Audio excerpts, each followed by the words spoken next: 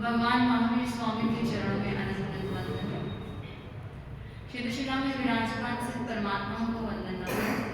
संयम का वरदान देने वाले आराध्य गुरुदेव श्री धर्मेश ऋषि जी महाराज साहब के चरणों में अनंत अनंत वंदन नमन। पाठ पे विराजित गुरु मैया शासन प्रभाविका डॉक्टर गोविंद ज्योति जी महाराज साहब के चरणों में अनंत अनंत वंदन नमन एवं सभी चरित्र आत्माओं के चरणों में अनंत अनंत वंदन नमन।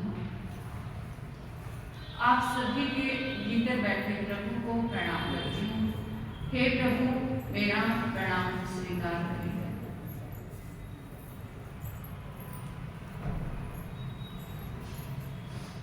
राह में एक सितारा भी बहुत होता है। राह में एक सितारा भी बहुत होता है। आंख वाले को इशारा भी बहुत होता है। राह में एक सितारा भी बहुत होता है। आंख वाले को इशारा भी बहुत होता है। बीच मझधार में जाने की जरूरत नहीं है। बीच मझधार में जाने की जरूरत नहीं है। डूबने वाले को किनारा भी बहुत होता है। क्या आप आशा से भरकर किसी कार्य को कर रहे हैं या निराशा से भरकर? अगर आप पहले से ही निराश हैं तो आप उस डाल को काट रहे हैं जिस पर आप स्वयं बैठे हुए हैं। उन लाखों लोगों की तरफ मत देखें जिनका जीवन अंधकार से भरा हुआ है। उन बीजों को मत देखें जो कभी वृक्ष ना बन पाए। निराशा निराशा स्वयं का सबसे बड़ा अपमान है कि मैं इस योग्य नहीं हूं, मैं पा नहीं सकूंगा या फिर मैं पा नहीं सकूंगी। लेकिन परमात्मा कहते हैं कि आप इस योग्य हैं, आप निश्चित पा सकोगे। लेकिन हमारी निराशा इतनी गहरी है कि जब भी हमें कुछ मिलना शुरू होता है हमें दिखाई नहीं पड़ता, गहरी निराशा के कारण। फॉर एग्जाम्पल, आज हम अपनी फैमिली से स्टार्ट करते हैं। आज फैमिली बहुत हैप्पी है, बहुत खुश है, फैमिली बहुत एंजॉय कर रही है, सब जोर जोर से हंस रहे हैं। उसमें से घर का व्यक्ति, फैमिली का व्यक्ति ही उठकर के बोलता है ज्यादा खुश नहीं होना चाहिए। क्या बोलते हैं हम? ज्यादा खुश नहीं होना चाहिए, किसी की नजर लग जाएगी। आशा के बीच में निराशा की बात जरूर करेंगे हम। पॉजिटिव माहौल में नेगेटिव बात जरूर करेंगे हम लोग। उसके लिए परमात्मा ने हमें बड़ा प्यारा सूत्र दिया कि अगर आपका कर्म अच्छा है तो लाखों लोग चाहे आपका बुरा हो जाए तो भी आपका बुरा नहीं हो सकता। और अगर आपका कर्म बुरा है और लाखों लोग चाहे आपका अच्छा हो जाए तो भी आपका अच्छा नहीं हो सकता। इसलिए किसी की भी नजर नहीं लगती। परमात्मा ने कहा कि गलत भ्रांतियों में मत पड़ना कि बिल्ली रास्ता काट करके चली गई तो कुछ अनहोनी घट जाएगी, या मैंने 3 रोटी खा ली या 3 रोटी बहरा दी, कुछ ना कुछ गलत हो जाएगा या किसी से झगड़ा हो जाएगा। बहुत बार लोग इन चीजों पर विश्वास करते हैं। एक बार गोचरी के लिए हम गए।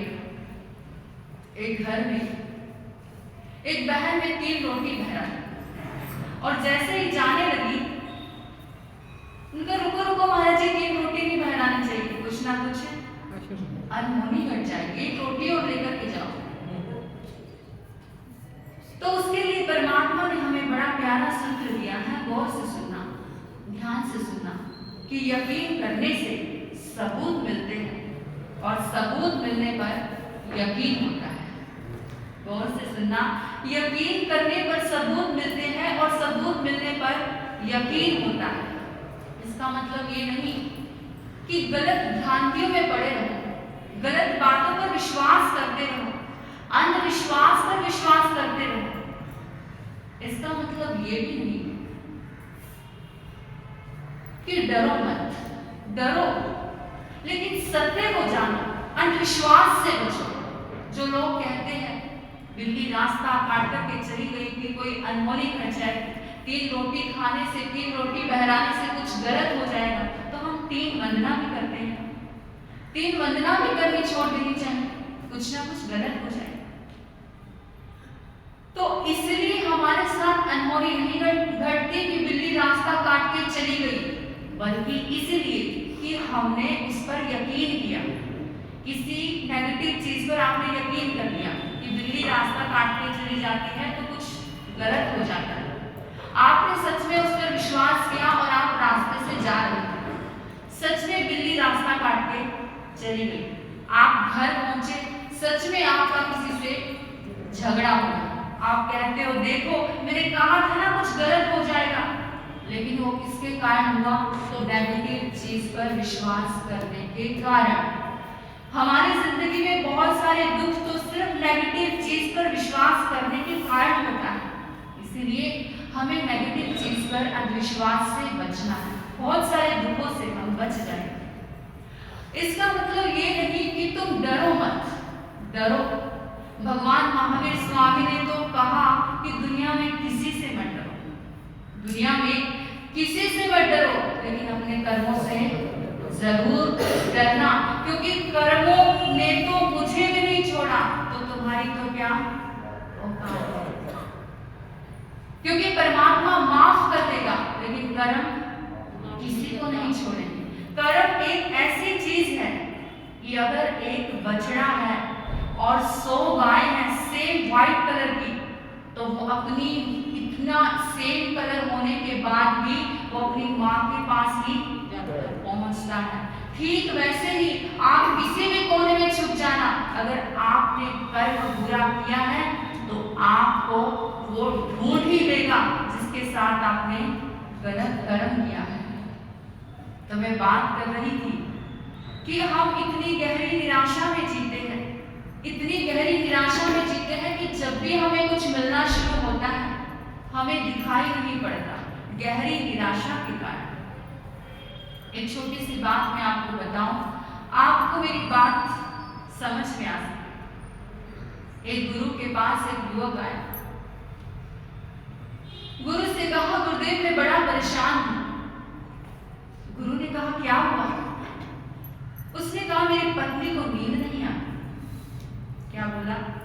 मेरी पत्नी को नींद नहीं आती, बिल्कुल नींद नहीं आती, और दवाई लेने के बाद भी 1 घंटे से ज्यादा नींद नहीं आती। घर के बाहर रहती है तो डरती है, घर के भीतर रहती है तो डरती है, अनजाने भय उसको परेशान करते हैं। रात को दवाइयां अपने पास में लेकर के सोती है, कहीं बीच रात मौत ना हो जाए। अपनी निराशा की भय की बात जब उस युवक ने गुरुदेव को बताई, गुरु ने कहा चिंता मत करो, मेडिटेशन का छोटा सा प्रयोग है, ध्यान का छोटा सा प्रयोग है, तुम 7 दिन करना, तुम्हें लाभ होगा। उसने कहा ठीक है। घर गया, घर जाने के बाद मेडिटेशन का प्रयोग किया, 7 दिन तक ध्यान का प्रयोग करने के बाद गुरु के पास पहुंचा। 7 दिन के बाद तो गुरुदेव ने पूछा कि पत्नी की तबीयत ठीक है? उसने कहा गुरुदेव मेरी पत्नी को नींद आने लगी है, लेकिन कुछ खास नहीं। गुरु ने कहा कोई बात नहीं, जो 7 दिन का प्रयोग किया है एक बार और 7 दिन का मेडिटेशन का प्रयोग करो, तुम्हें शायद लाभ हो जाए। 7 दिन का प्रयोग, फिर ध्यान किया, साधना की, 7 दिन के बाद फिर गुरु के पास पहुंचा। गुरु ने पूछा पत्नी की तबीयत ठीक है, ध्यान से कुछ फायदा हुआ? उसने कहा कि गुरुदेव मेरी पत्नी को नींद आने लगी है, मेरी पत्नी का डर दूर हो गया है, लेकिन कुछ खास नहीं। गुरु ने कहा कि चल कोई बात नहीं, जो 7 दिन का मेडिटेशन का प्रयोग किया वो 10 दिन का करो, शायद तुम्हें कुछ खास लग जाए। उसने कहा ठीक है। घर गया, पत्नी को पास में बिठाया, खुद भी पास में बैठा, मेडिटेशन का पूरा प्रयोग किया। 10 दिन के बाद गुरुदेव के पास पहुंचा। गुरु ने कहा ध्यान से कुछ फायदा हुआ, ध्यान से कुछ लाभ हुआ, कुछ बेनिफिट हुआ, पत्नी की तबीयत तो ठीक है ना? उसने कहा गुरुदेव जरा गौर से सुनना, ध्यान से सुनना कि हम कितनी गहरी निराशा में जीते हैं। उसने कहा, गुरुदेव मेरी पत्नी को नींद आने लगी है। पत्नी को नींद नहीं आती। मेरी पत्नी का डर दूर हो गया है, उसको डर लगता है। मेरी पत्नी रात को दवाइयां ववाइयां लेकर के नहीं सोती है, और ये कहकर के जाने लगता है। एकदम से याद आता है, गुरुदेव लेकिन एक बात तो भूल ही गया, लेकिन कुछ खास नहीं। हम भी अपने जीवन में समाई करते हैं, पाठ करते हैं, पूजा करते हैं, प्रार्थना करते हैं, भक्ति करते हैं, लेकिन अगर हमें महाराज जी गुरुदेव ये पूछ रहे कि कुछ लाभ हुआ साधना करने से, तो हम भी यही कहते हैं कि हमारा सब कुछ खास नहीं।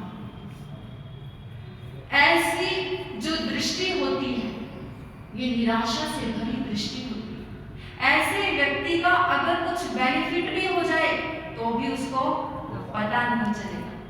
ऐसे व्यक्ति का बहुत कुछ अच्छा हो सकता था, वो भी रुक जाएगा। किसके कारण? निराशा से भरकर हर कार्य करने के कारण। इसलिए कहा जाता है कि खुशी के लिए कोई कार्य करोगे, शायद आपको खुशी ना मिले, क्योंकि भीतर में क्या है? निराशा। मिलेगी नहीं मिलेगी, मिलेगी नहीं मिलेगी। लेकिन अगर खुश होकर के कोई कार्य करोगे तो खुशी जरूर मिलेगी। इसलिए कहा कि आशा से भर कर कार्य करो, निराशा से भर कर नहीं, सफलता जरूर मिलेगी। आपने मुझे इतने मौन और शांति से सुना, मैं आपकी बहुत आभारी हूँ। अंत में आपके भीतर बैठे प्रभु को प्रणाम करती हूँ। हे प्रभु, मेरा प्रणाम स्वीकार।